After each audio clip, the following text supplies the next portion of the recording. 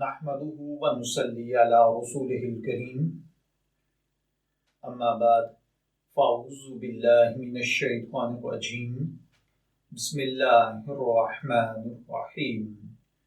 السلام علیکم ڈیئر، میں ہوں شبیر احمد۔ ہمارا آج کا ٹاپک ہے اوقات نماز۔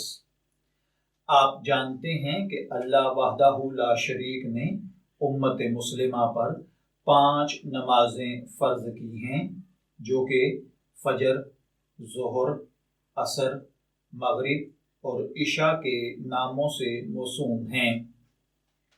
ان میں سے سب سے پہلی نماز فجر ہے۔ سوال یہ پیدا ہوتا ہے کہ نماز فجر کا وقت کب شروع ہوتا ہے اور کب ختم ہوتا ہے، یعنی اس کا اختتام کتنے بجے یا کس اندازے سے کیا جا سکتا ہے۔ تو دیکھیے بھائیوں اور بہنوں، یاد رکھیے، نماز فجر کا وقت صبح صادق یعنی پو پھٹنے کے وقت سے شروع ہوتا ہے اور طلوع آفتاب یعنی سورج نکلنے سے کچھ لمحے پہلے تک باقی رہتا ہے۔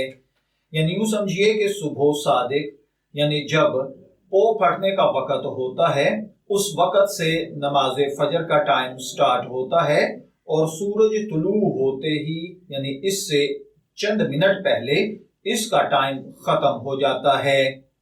تو ہم جب بھی نماز کا اہتمام کریں، اس بات کا خیال رکھنا چاہیے کہ کہیں سورج نہ نکل آئے اور نماز قضا نہ ہو جائے۔ نماز قضا کر دینا بہت بڑا گناہ ہے۔ میں دعا گو ہوں کہ اللہ تعالی ہمیں ان باتوں کو سمجھ کر ان کے مطابق عمل کرنے کی توفیق عطا فرمائے۔ شبیر احمد کو اجازت دیجیے، پھر حاضر ہوں گے کسی نئے ٹاپک کے ساتھ۔ تب تک کے لیے اللہ حافظ۔